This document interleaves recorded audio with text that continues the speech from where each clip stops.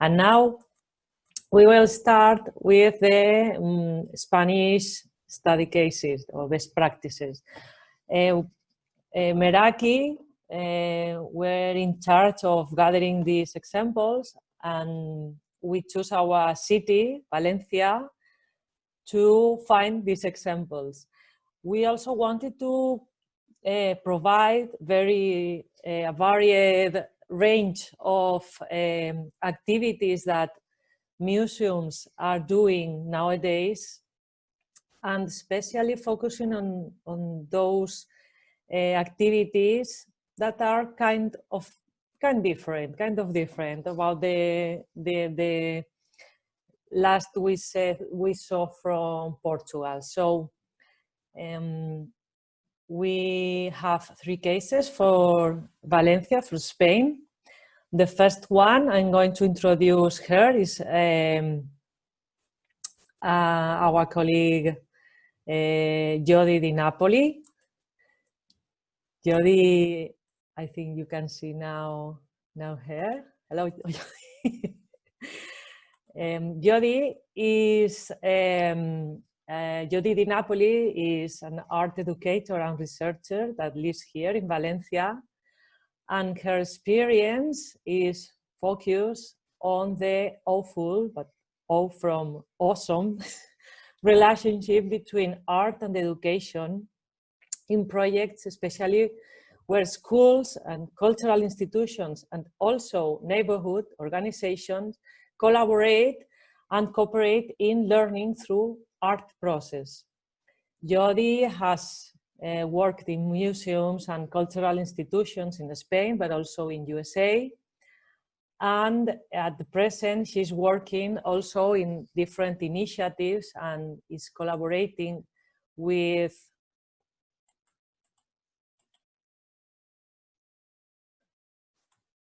okay, one moment, because I think it's overlapping another audio. Okay.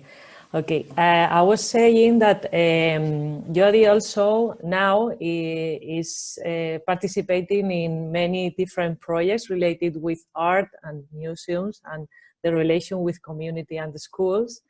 And she also usually collaborates in the academic initiatives, postgraduate studies, and so on.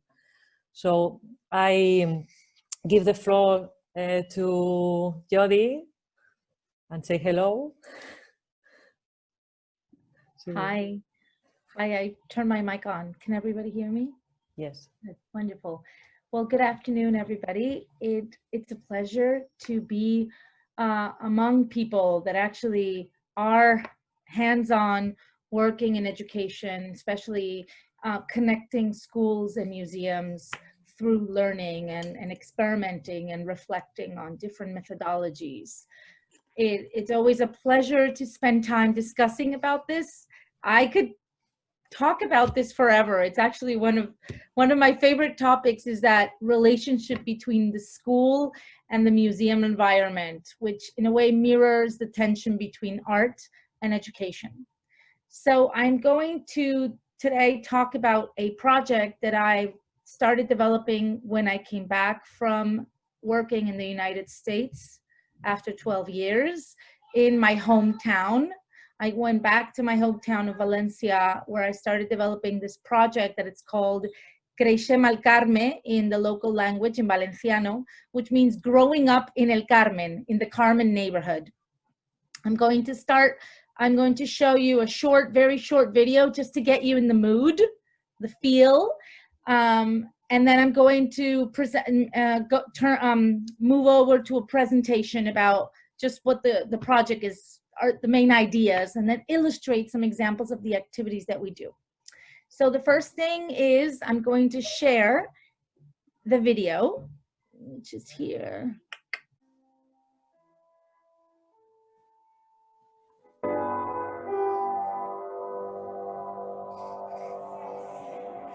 Yo tinc una caseta així, amb una finestreta així, i toca la porteta així. I will translate later.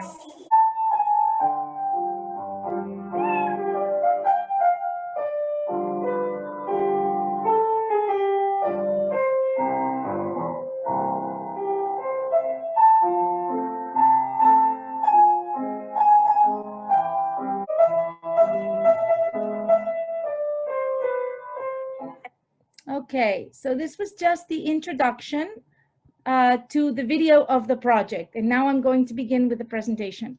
I wanted you just to get the feeling of the neighborhood, and the music was also composed by a pianist who lives in the neighborhood.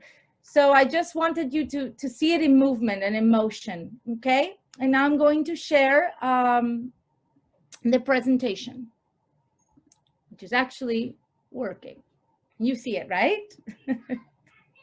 Okay, presentar.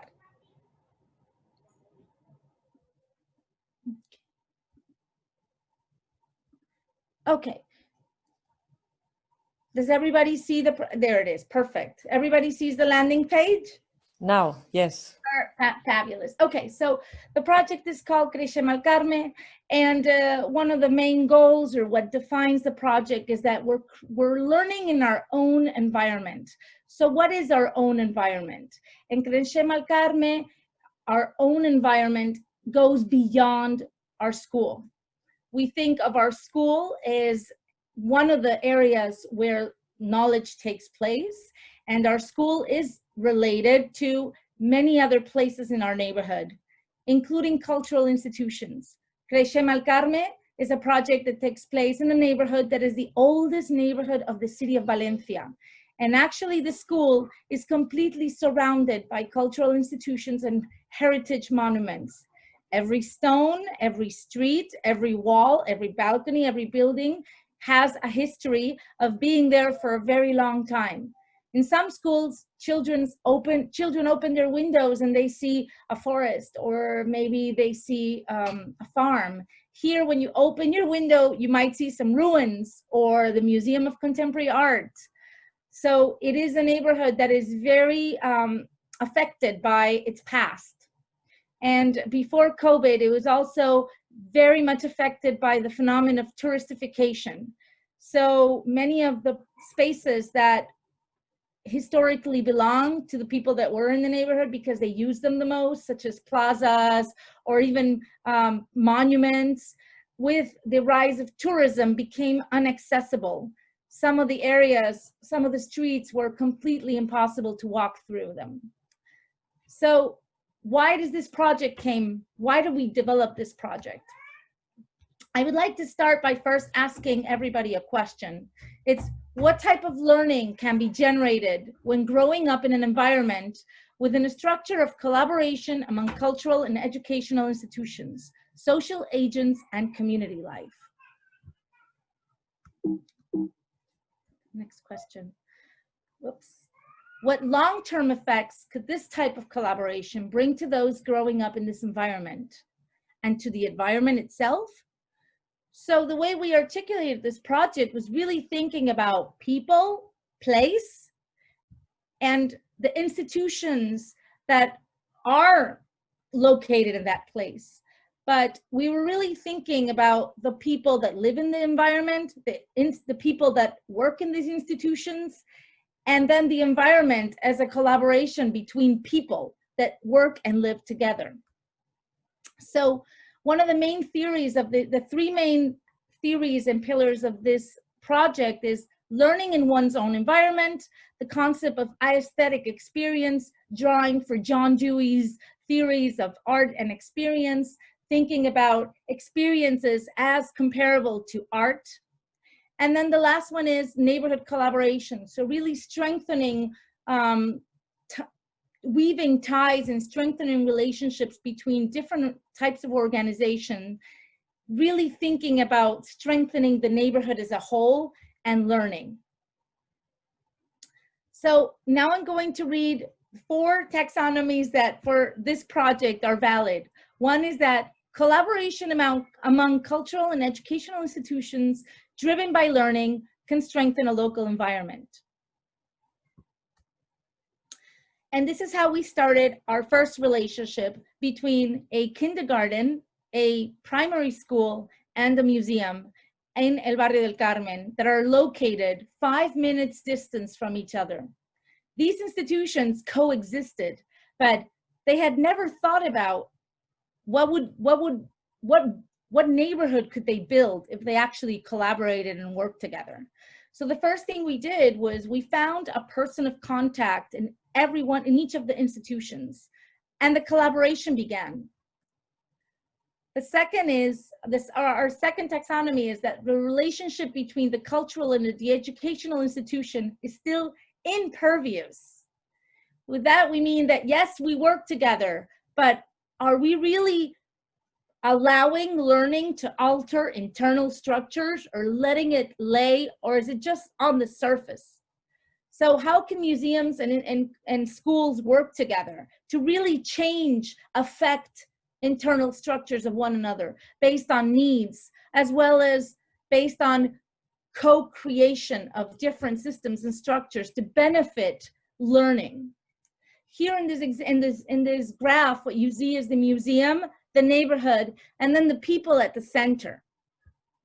We consider that these institutions are serving the people that actually are using them as well as living around them. So there should be a cyclic relationship among these three groups. The third element is that thinking long-term can reinforce learning and foster a sense of belonging rooted in the local context. We thought about, well, what makes learning meaningful? And then when you walk around, places that actually mean something to you are places that you keep in your heart, that you harness in your memory, that actually mean something. When you think about school, what is meaningful to us when we think about how we learned? And the same question was asked about museums. What made museums meaningful to us in our learning, like when we grew up in our life, in our learning history? We realized that if we experimented and thought long-term, museums and schools together would be part of a whole generation that could develop from that kindergarten to the whole primary school that we worked with. So this initiative experiments and puts into practice a model of cultural creation within a community through tight relationships aimed at human development and awareness towards the local environment. Here, the primary school actually created their own exhibition in the museum. And here, one of the teachers is just teaching a class, but the class, instead of being in the school, is actually in the museum, and it's led by a teacher from the school. So basically, the museum accompanied in the process of generating the exhibition, but teachers brought in their own methods and knowledge to also host other types of activities in that space. The fourth pillar is that learning in one's own environment is generated through aesthetic experience and valuing the infraordinary. So here we're drawing from John Dewey and also from Georges Perret, the concept of the extraordinary in the ordinary. So the more we value our ordinary and our common places, the more we will learn to look and find the beauty in them. So that idea of an aesthetic experience as an experience that generates beauty and finding beauty in the ordinary is a part of the theory of Creixell Malcarme. What we're trying to do through our activities is really to generate a habit of visiting these institutions, but also finding the beauty in just walking to the museum. What's in the way to the museum that connects the museum and the school that makes this road or this journey beautiful? For us, experience is an act of learning that is comparable to an artistic process. Ordinary experiences happen in common places like the streets or our school. These spaces become ours through the memories and learning that is generated in them. Here's a wonderful tweet of the kindergarten that actually one day they had in the museum. There was a show that used this fluorescent light, and the teachers in the kindergarten decided to bring the kids with tutus so they could play with the effects of the lights with the tutus. And they tweeted this saying, "The Museum of the Carmen is giving us these possibilities that never end. This is a museum to dream." When this project began, the kindergarten had never visited the museum. And one of the things that we did is we created a thing called the Key to the Museum. This museum used to be there was a ticket in the museum. And when we offered the families a key, that meant that these families did not have to pay to enter the museum. So these families actually spent time in the museum with the kids. They would just go to the museum, give their names were on a list, and they would just spend time in the space. The same with the school. So now since 2016, every Wednesday, the kindergarten visits the museum, not for any type of prepared activity, but just to be in the museum and make it theirs. We also coordinated projects that connect artists with the school and the neighborhood. So artists that are exhibiting in the museum generate projects that take place in the school, but that later bring the school back to the museum. So here we have an activity by artist Juan Lee Carrion talking about abstraction and how when you wrap an object, it suddenly becomes a shape. And then students participating in the installation of his show at the museum. Here we have a teacher that came to the museum and started on her own, developing an activity of them acting like animals, right? So we didn't really plan a structured visit, but she was leading different activities. We want teachers to understand that this is a space for them to expand their classroom activities, and that is a resource for them as well. And one of the very interesting elements is that we co-designed with students a journal of their neighborhood museum. They came in and showed us their favorite spaces, and we kind of learned about what they like and where they like to go. And we developed a visit guide that is basically, the content is 100% developed by them. Sorry, we lost a photo there. And lastly, I wanted to talk about, if it charges, the last project was called the Odradek.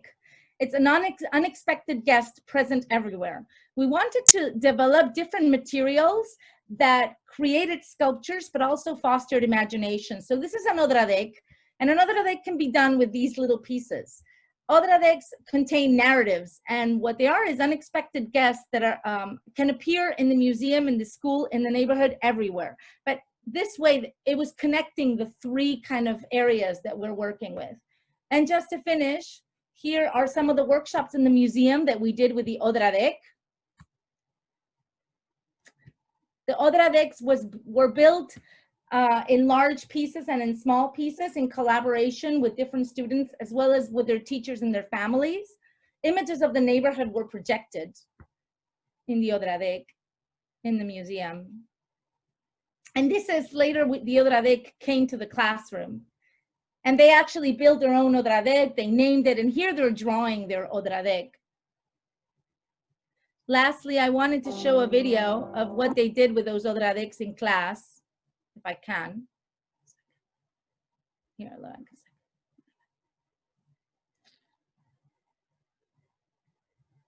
1 second. Here, okay, good. Enjoy. Opa, sorry.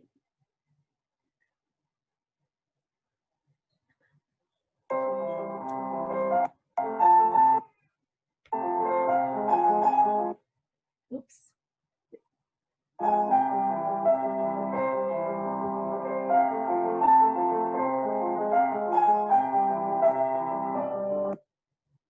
Oops, yeah. Is it stopping for you as well? Yeah. Anyway. Yes, sometimes it stops.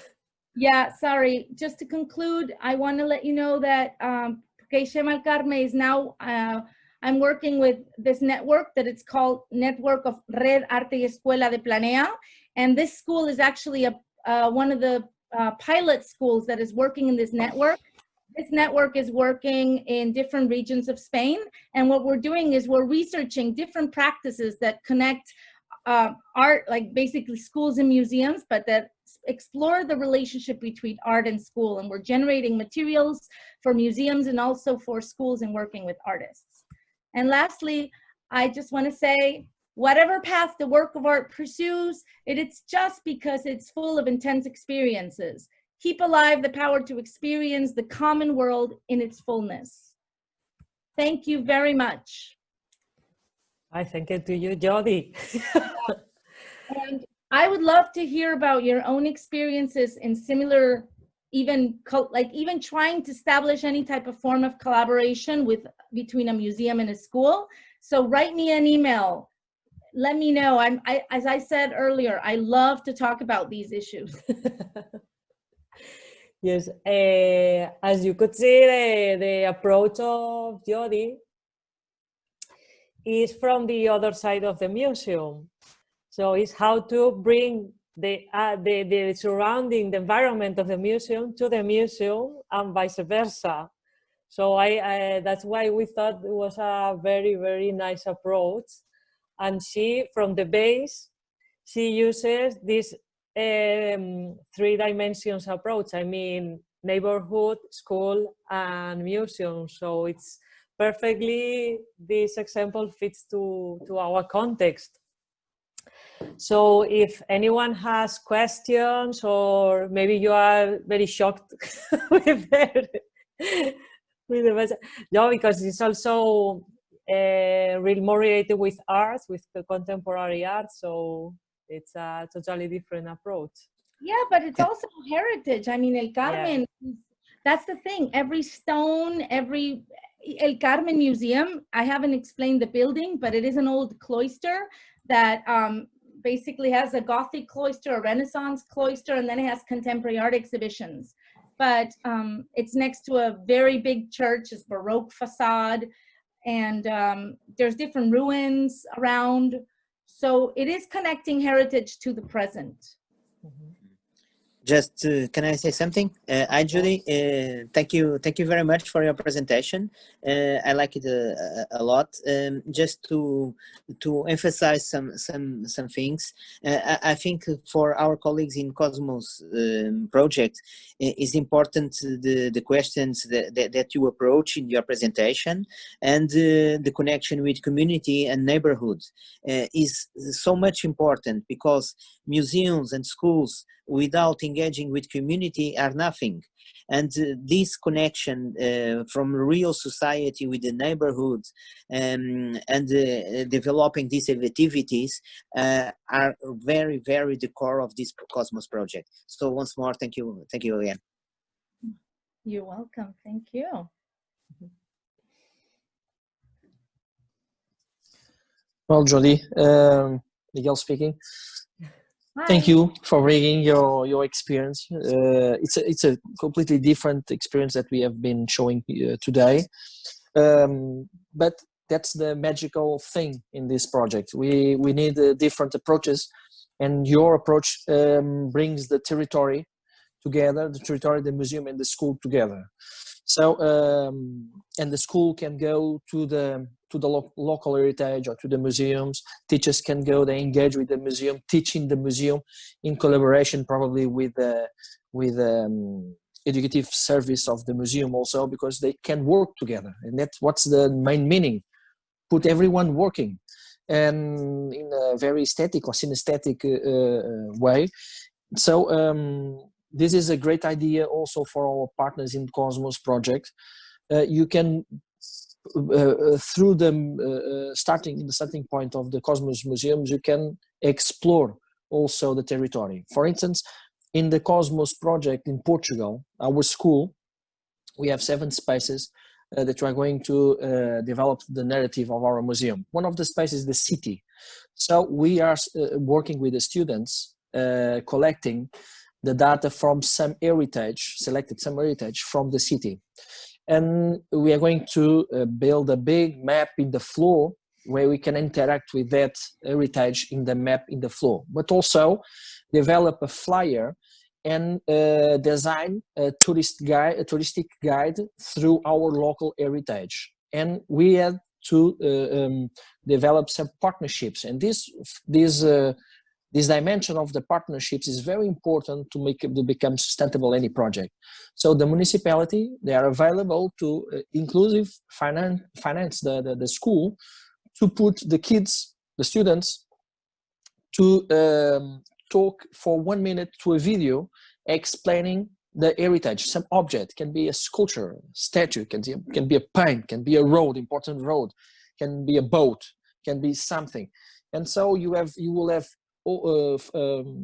several QR codes in the city with the kids, the students of the school, telling in 1 minute the story of that heritage. And the magical is it's the fact that it is a student telling that. So this is one of the way to approach the city with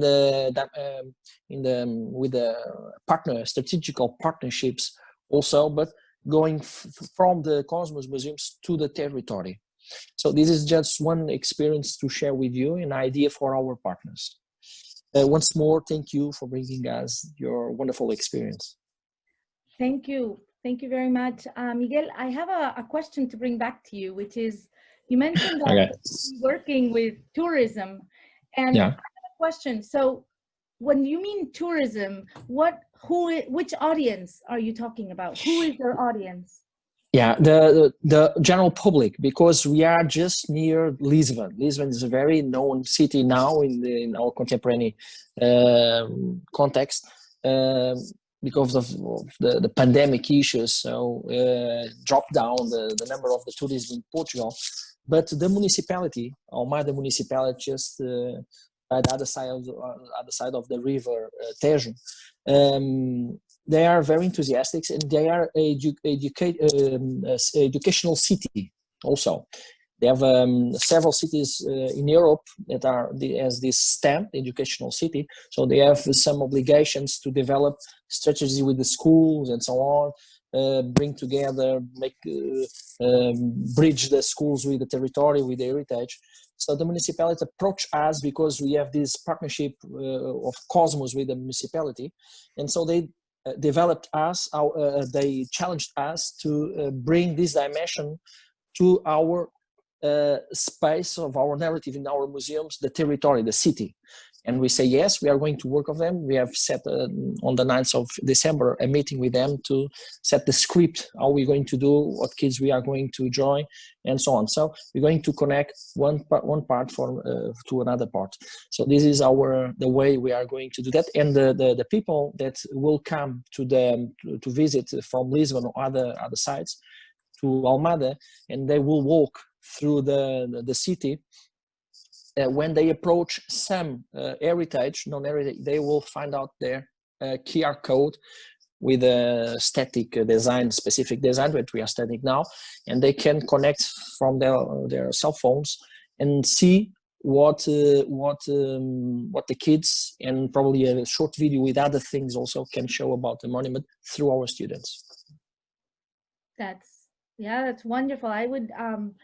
I think I would love the opportunity to, it's interesting because we thought about doing something similar, but in our project is, I would say, because I think our project is, you made me reflect on that actually, thank you. It's really focused on us as a neighbor. Mm-hmm.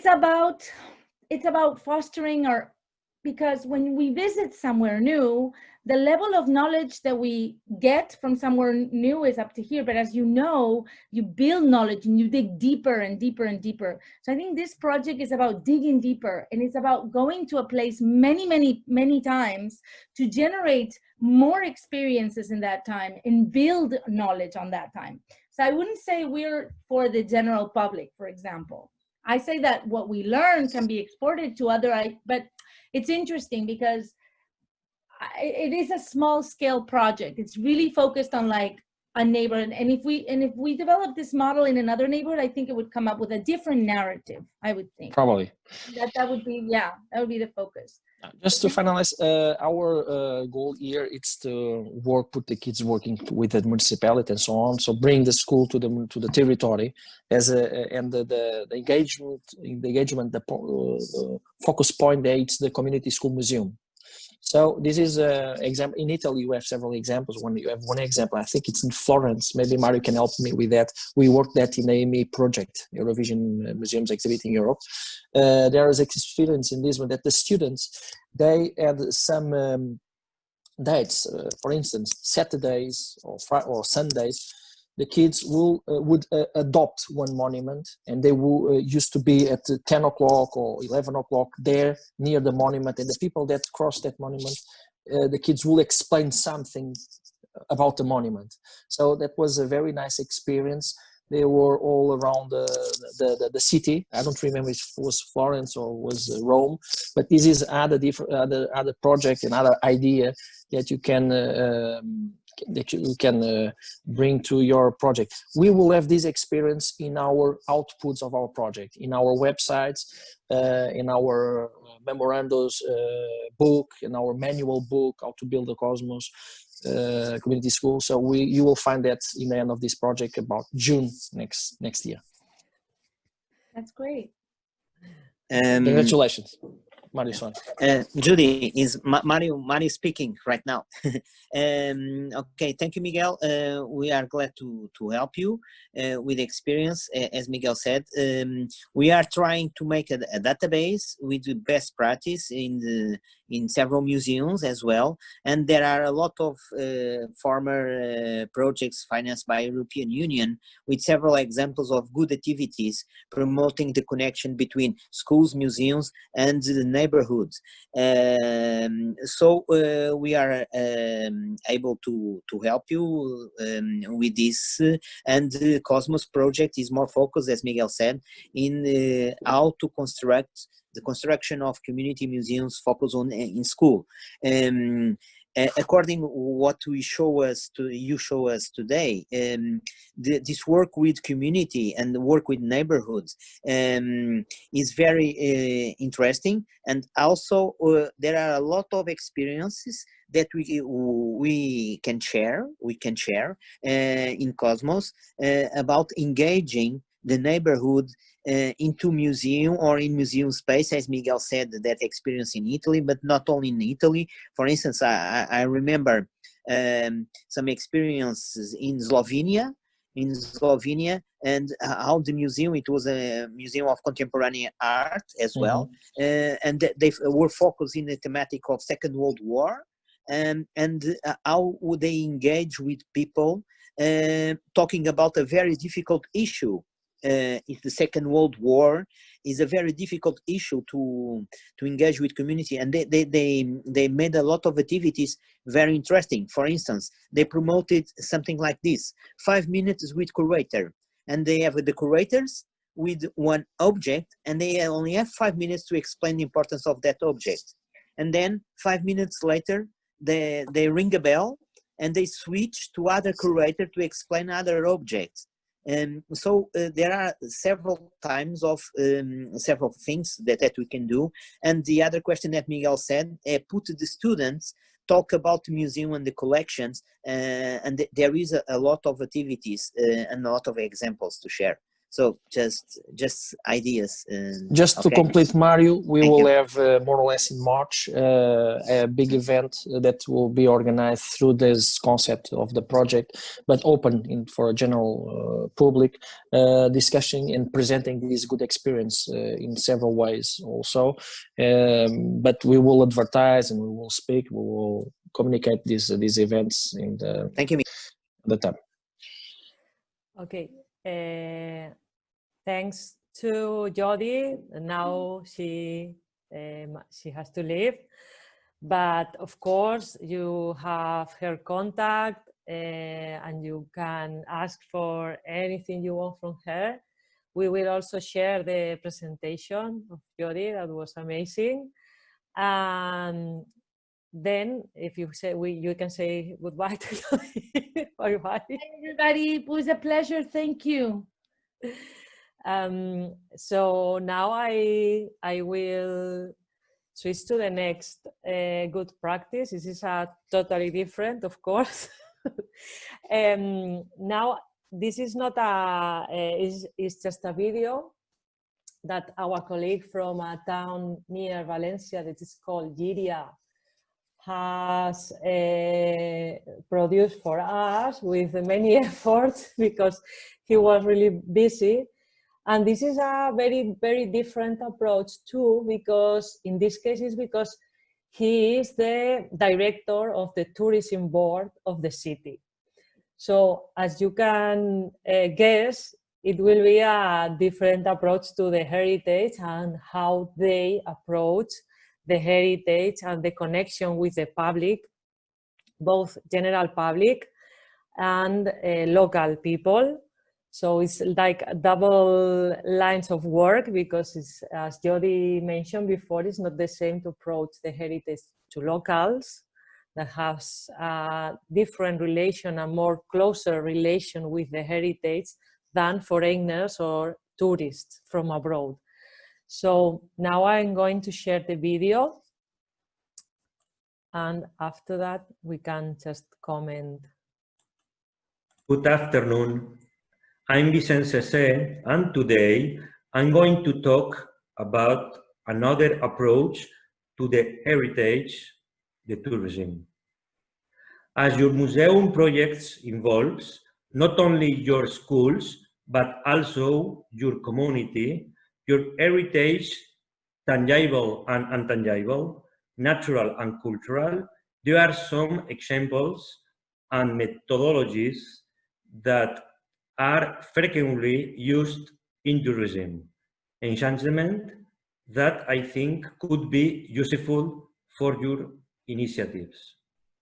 Basically, the progress of creating a cultural tourism product is very similar to other contexts where you need to communicate and to learn about heritage. I classify this progress in 4 general steps. First one, inventory and assessment of the elements, the resources, those you have been saying in this video. Second one, interpreting the resources, as you can see in this video, a presentation of Iberian culture of Iberia. Enhancing some resources we have seen in the previous video, based of the timeline focusing in a single historical period. Third, creating a road of or sequence to enhance intellectually and physically these resources. And fourth, organize and execute events and activities. So let's see some elements of these 4 steps that can be useful for your museum projects. First, as I've been told that you have previous training or gathering objects, and that you also will have a training or exhibit objects tomorrow. I will not expect very much in the first point, inventory and assessment.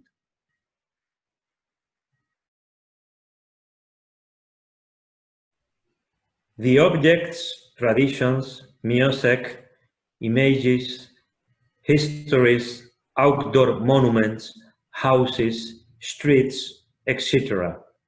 are inventoried, and we gather their information from archaeology, historians, and chronicles, as well as from locals.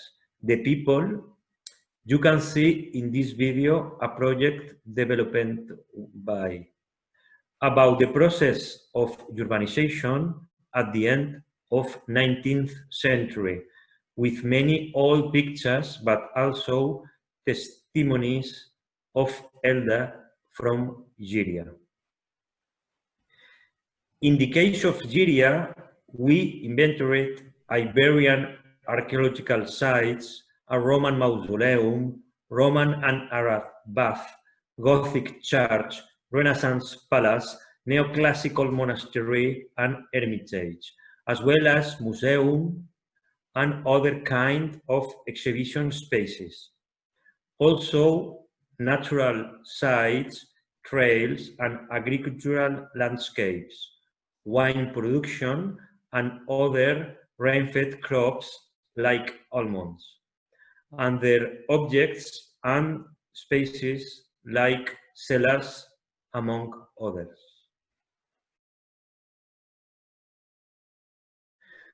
The second stage is interpreting the resources. Once we have the objects, the sites, traditions, etc., inventoried, once we know their significance or different meanings, we go for their interpretation. Because objects by themselves exposed without a context, only with descriptions, are not attractive enough for the public or the students, they can't generate deep meanings and interest in the people. In non-formal environments, we need to connect the new information to the one we already have. But unlike informal learning environments, schools and universities, we need to generate a personal connection with the public that make them to pay attention and to connect with the objects and resources we are presenting. We want to generate meanings, not just to list, transmit mere information. This is heritage interpretation.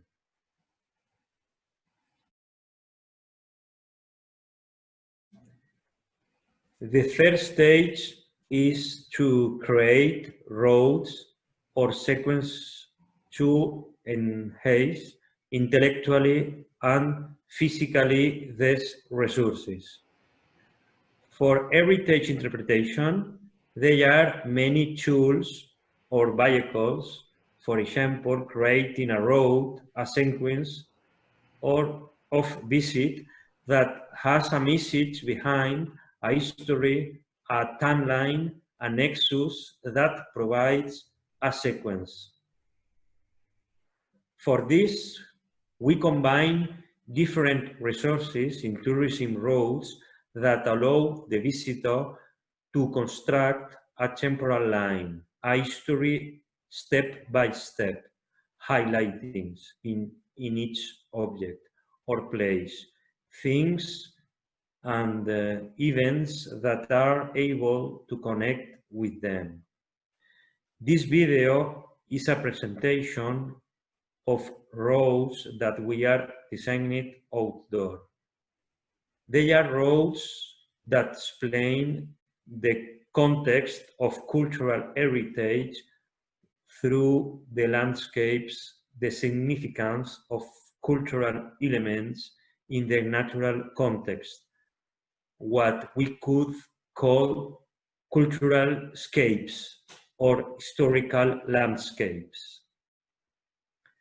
Visit roads usually involve moving from one resource to another outdoor through a landscape using connecting facilities and services. But if we are using an indoor space like a museum, this concept of road can be translated to a visit pattern. In the museum, following a path from an element to another, and this path connects different shapes of a storyline.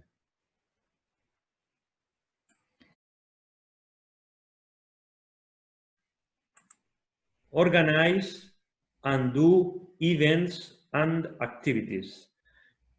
This stage is where I think that maybe it's more useful for your museum dynamizations, just with a couple of examples.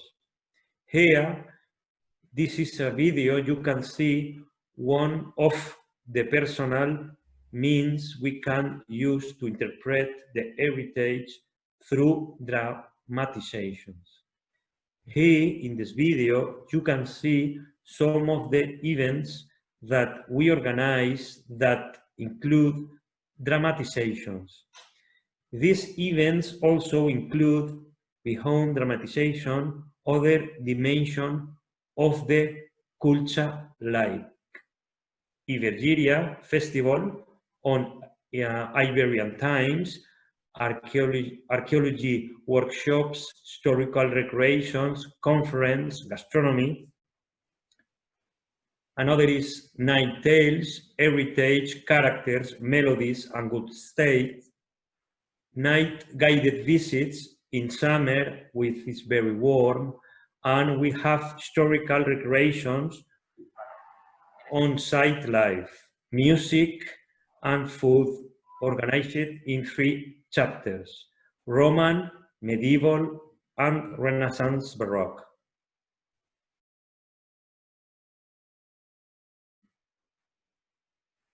Finally, the title of this presentation, Giria Creative City of Music, and it is because it has a huge music tradition. It has so amazing background and actual music identity that last year we were designated UNESCO Creative City of Music. For that reason, our music identity, the music is very present in the activities and events that we organize. We bring the music out of the concert hall and take into the monuments, archaeological sites, natural sites, the recreation and other cultural events like this you can see in this video. Early music of Edeta, and Jumfest, Giria Universal Music. Thank you so much for your attention. I hope it was interesting for you, and I hope see you in Giria in the near future. Goodbye.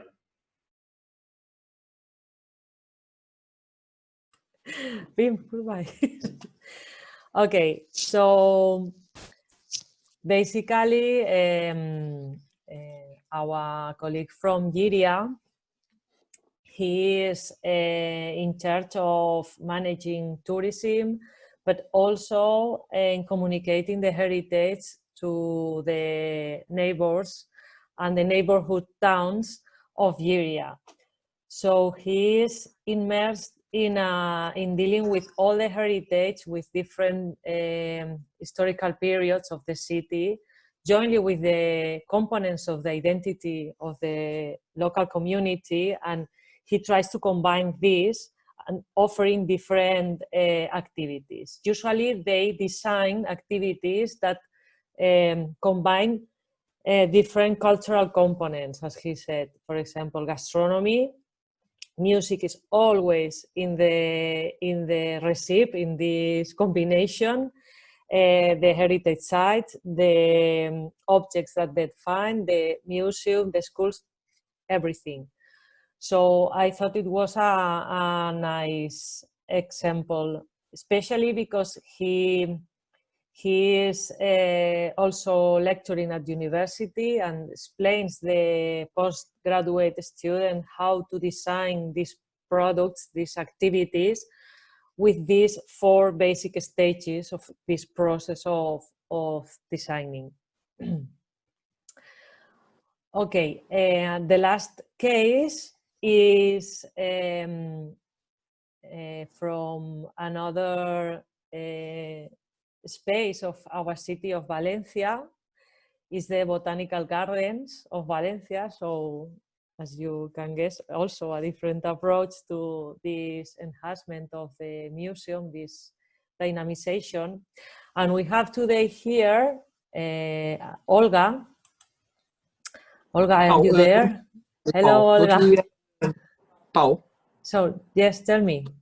don't we have the School Museum of Puçol? No, sorry. They had many issues with COVID. Okay. So finally they told me last night that wasn't able to attend. Sorry. No problem. Okay, so we have Olga from the Botanical Garden. Olga is she is biologist and she is specialized in botany, so that's why she is working at these botanical gardens. But she is also specialized in education and training. She works actually at the Botanical Gardens of Valencia, and she is co-founder of the company, of an education company, a company that's called Jingo, that makes didactic activities of these botanical gardens has been doing these activities for more than 20 years. She is also has a close relation with the academic institution because she usually collaborates with publications and with some studies at the university. So I give the floor to Olga. Olga, welcome. Welcome. Thank you very much. Nice to meet you. And thank you for inviting me to share my experience. Of course, thank you everyone for attending. Yes. So I can try to share the presentation. Oh yes, please.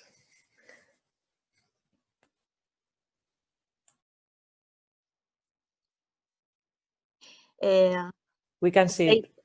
Yes, you can see? Yes. Yes, okay. So I work in the botanical garden. The Jardí Botànic is the name, the official name of this garden, and is belong to the University of Valencia.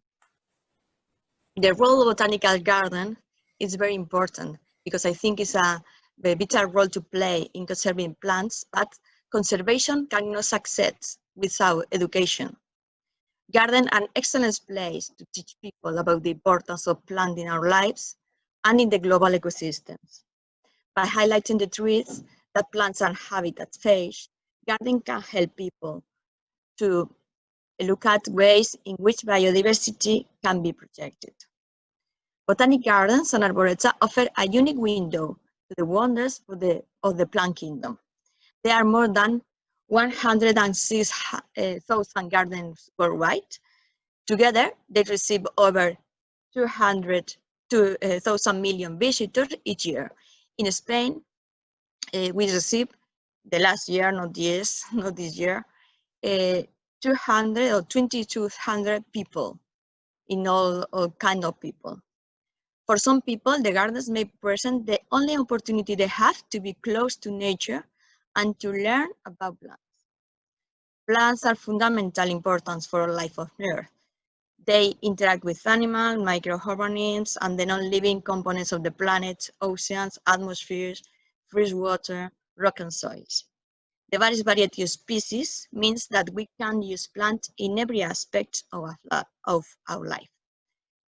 In the special case of the botanical garden, the Jardí Botànic is established in 2002, located in the historical center of the city, over approximately 4 hectares, and our climate, the Mediterranean temperate climate, allows cultivate plants all over the world. So we have a lot of collection of plants.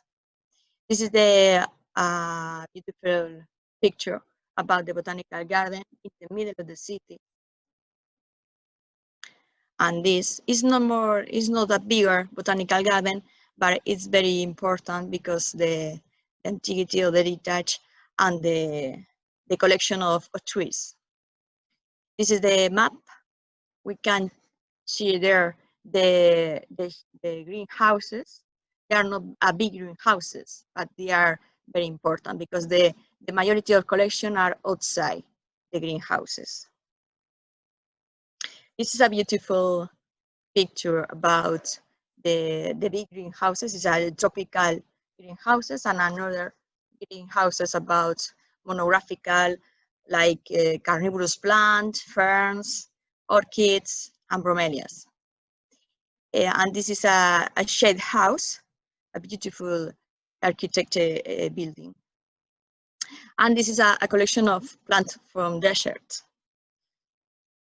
And this one, about us. We work at the Botanic Garden like Jingo Educación. Jingo is the name of a tree. We are a company dedicated to environmental education, specialized in the Botanical Garden of Valencia. Our territory goes back 20 years. We started our project in 2000. We are biologists, but we train and work with internship students during the year. Pedagogues, environmental biologists, audiovisual. Our guidelines are to develop an environmental education strategy, establishing what we want to achieve, identify attitude, behaviors, and social change to promote, identify and prioritize target groups, conservation message, sustainability and development problem, with the result we have, of course. Identify topics for our programs and activity that are relevant to our local and regional environmental and conservation problems. In addition, that are included in the curriculum development proposed by educational authorities, Ministerio de Educación. Developing and promoting Botanical Garden as environmental education center for school and all other groups, such as adults, family, neighborhoods. Developing and promoting the knowledge of plants in our life, and ensuring that our program is flexible, taking into account different cultural and community values, and now, of course, the crisis, COVID crisis. Our line of knowledge are the collections in the Botanical Garden, the local plants threatened by what, the peculiar habitat of the Mediterranean region and the protection, the knowledge and importance of local plants, aromatic plants, medicinal plants, the Mediterranean plants and their adaptations, gardening, urban garden, natural cosmetic. This is one of the most famous plants in the Botanical Garden, the carnivorous plants. They attract many knowledge about people. It's in the E1 greenhouse. And how we do it? An important step in our education plan is to decide exactly whom the program will be targeted at. We have some lines of activities. We have formal education workshop for primary, secondary, college, and university, etc. Family workshops, children's activity with parents together. Holiday workshops only for children on holidays, Christmas, summer, Easter. Workshop for adults, source activities, 2 or 3 hours only. Courses for adults with 5 sessions with theory and practices, and online workshops and courses. This is a picture of a sample of some of our workshop of recycling paper and evolution of plants and carnivorous plants, for example. Informal education workshops for primary, secondary, college, university. The workshop are 2 hours, 1 practice workshop and a guided tour in the Botanical Garden. And the subject at biology, in special botany, of course. And we displayed photosynthesis, carnivorous plant, climate change, Mediterranean adaptation, seed dispersion, aromatic plants, biodiversity. And now we're working out the traveling workshops. We took the workshop to the educational center and set up a laboratory in the program. This is an example of a workshop of synthesis. The children here extract the pigment, chlorophyll and carotenes of green leaves, and they make a chromatography. This is the proof of chromatography with 2 lines. This is the chlorophyll, and this yellow line is the carotenes. And we use it to explain the different colors of leaves in autumn, for example. And this is another kind of workshop for secondary or like of this kind of taller educacional. In Spain, there are many kinds of formal education, and this is vegetal evolution. So the people look at the principal evolution moments. So the seeds, the dichotomy, and something so like. And this is one of the most famous, the carnivorous plants. And we explain the role of flowers, and children break a lot of flowers to identify the main parts of flower. And this is one example of traveling workshop in this crisis virus, in the COVID virus, because we set up the laboratory in the playground because the authorities prioritize the open activities in the outside, not in classroom, so in the outside. This the same activity is about photosynthesis. We make a spherification of algal ball with algae, and we took them in a indicator to prove the chlorophyll activity. And it's me in another activity outside in the playground about aromatic plants to primary school. And this is another activity outside about the age of trees and the growing and the difference of palm tree and age and trees. And other line of workshop, family workshops, children activity with parents together. It's 2.5 hours, small groups, and a lot of practices in the middle of the garden because it's a recommended activity in COVID crisis. And the subject at urban garden, aromatic plants, gardening, seed dispersion. This is a picture about that. This is about urban garden activity. This is the guided tour, and this is a practice. We explain the soil, the reproduction, and the main importance of urban garden. And people, children, and parents take and make the practice. This is a lectus. And another special activity is the holiday workshops, only for children on holidays, 4 and 8 and 12 age, Christmas, summer, Easter. There are 4 hours a day, and we have a lot of time to do activities. We do role plays, science experiments, art activity, relations to science. This is a funny activity.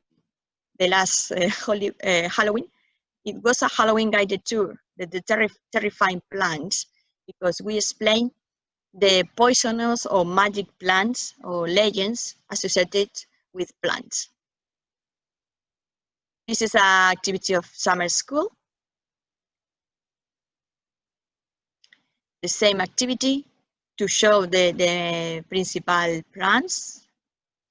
There are always some art activity relation to the principal theme. And this is another activity in the greenhouse, the tropical greenhouse. And it's just there are many publicity banner because we are do a cooker workshop too in summer.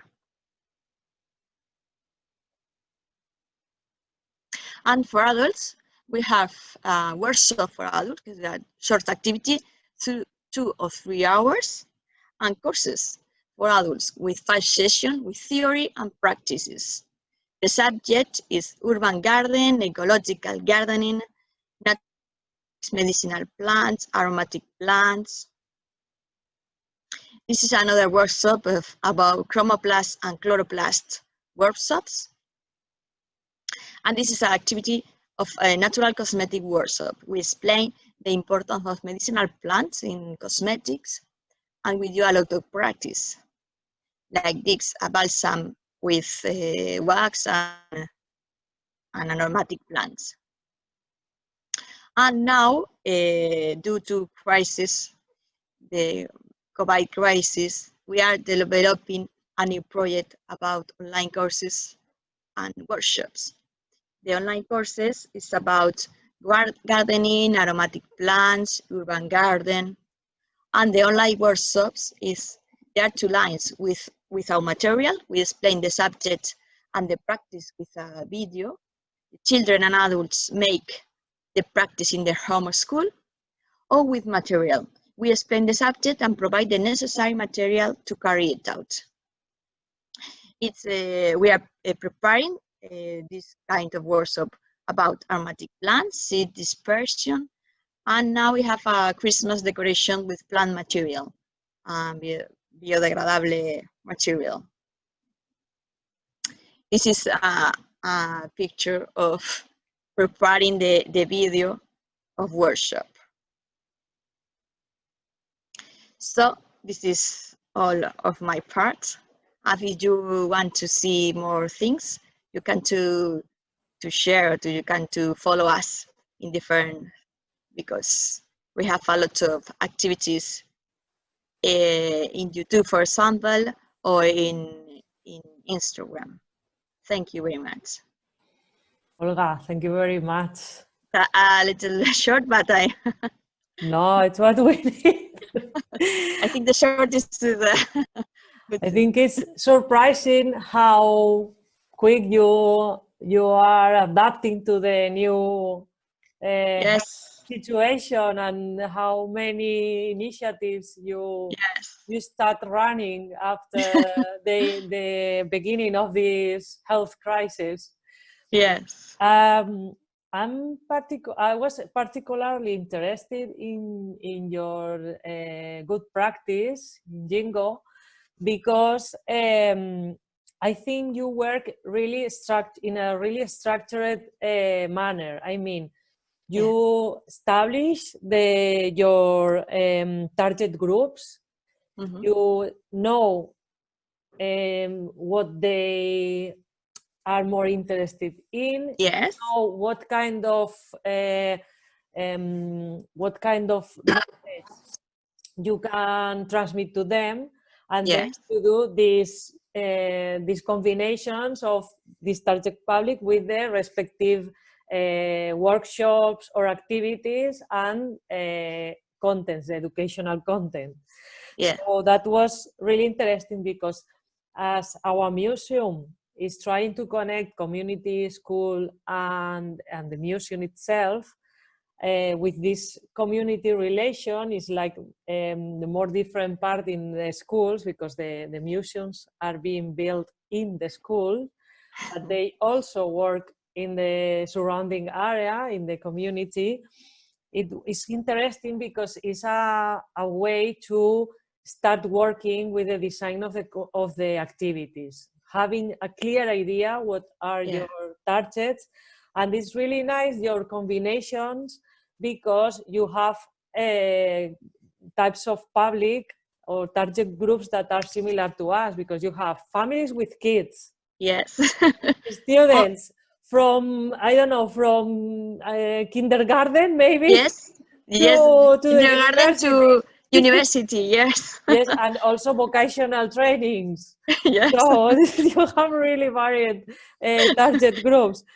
And also it was nice to see these thematizations that you also use in special dates or with special topics that you also adapt to that context.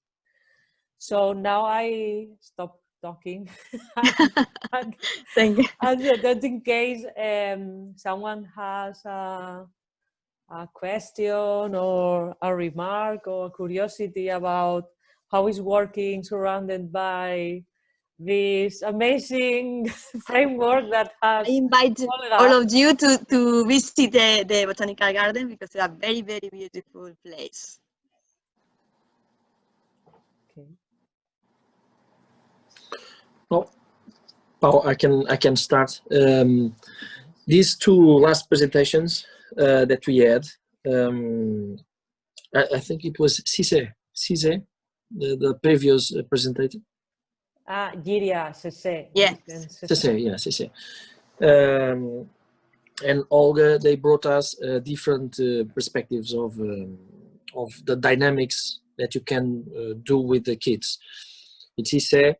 It's all around the territory, but he gave us excellent ideas regarding to the dramatization, to the dramas, and to the music, because we can bring that in some way to our museum, Cosmos Museum. Cosmos Museum is a place that you can do dramas with the kids. You can invite some companies of dramas to come into our school and play in our school, those dramas. You can also invite or make a kind of a workshop about it, music, or a contest music or something, if your museum is anything about music. So these ideas are very important for our museums. Olga brought us, as Paul said, very structured ideas and activities that they have on their museum, Botanic Museum.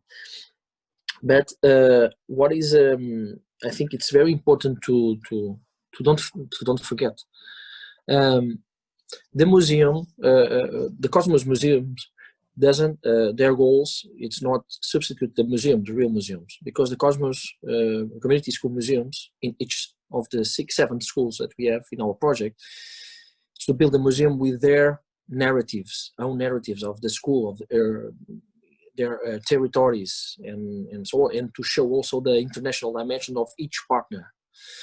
So the museums that are in the territory, they must be visited. So it's not to set on only to build some boundaries or something like that.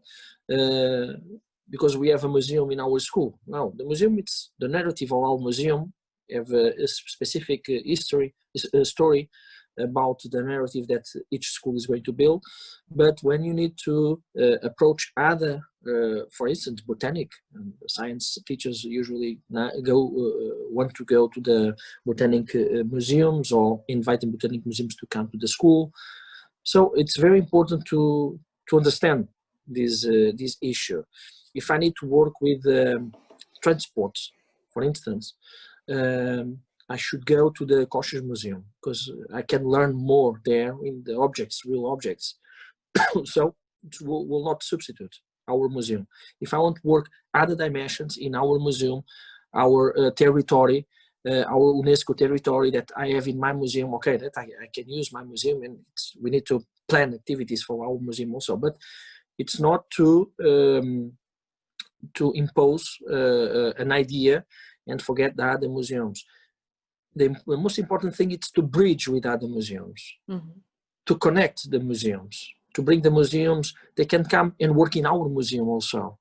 We will have some objects, archaeological objects. Why not invite the archaeological museum to come and also do some activities about archaeological objects in our museum, because we have a space with that narrative. So and all these ideas that you gave, Olga, about the approach to the formal education by workshops with primary, secondary school, adults, family workshops, holidays workshops for the adults.